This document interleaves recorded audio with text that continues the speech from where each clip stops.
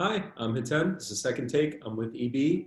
EB Compass a couple of weeks ago announced 15% layoffs. Now there's more news about pay cuts. Talk about that. Well, they announced today that they are doing widespread layoffs on a tier system. So I if guess they you didn't make, announce it. You broke the story. My bad, but go well, ahead. they they announced it to the company, and I broke the story. But basically, if you earn $75,000 or less, you're getting a 10% pay cut. If you earn between 75 and 150, you get, I believe, 20%, and it kind of goes up until 50% for the company's management team. Mhm. And they announced that, they made that decision and disclosed it to employees today, kind of as they continue the belt tightening during the pandemic.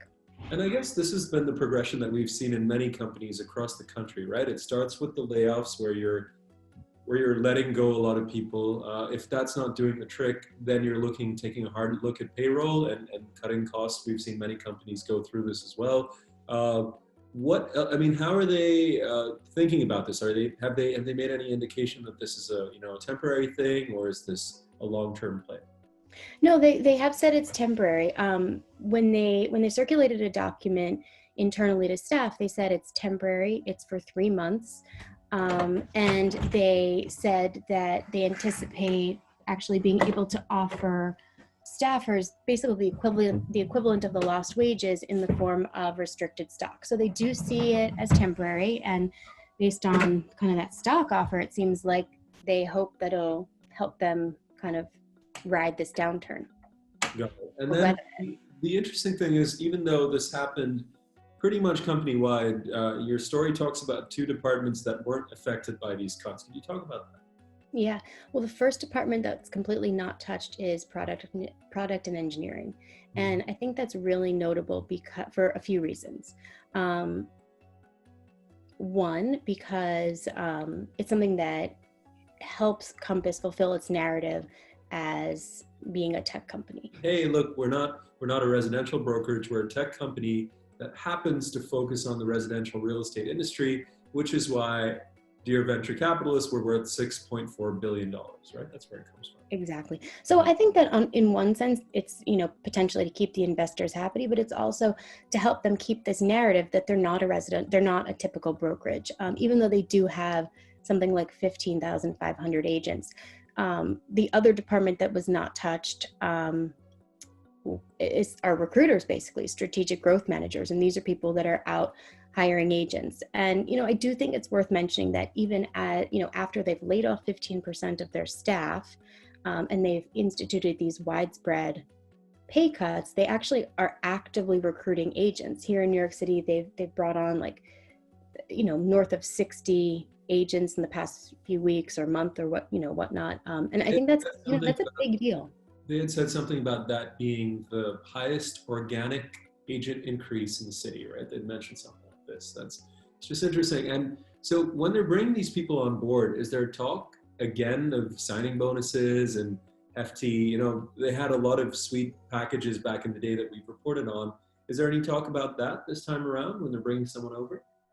I think that it's a little bit unclear at this point if they're getting the same kind of bonuses. I know a few months ago, outside of New York and other parts of the country, the bonuses were not quite the same, and things were definitely a little bit more restrained in terms of the spending. But I think the fact that they're even bringing agents on right now is notable, even without the bonus. And I mean, I'm not saying they are or aren't. I'm saying I'm not clear on how much the bonuses are.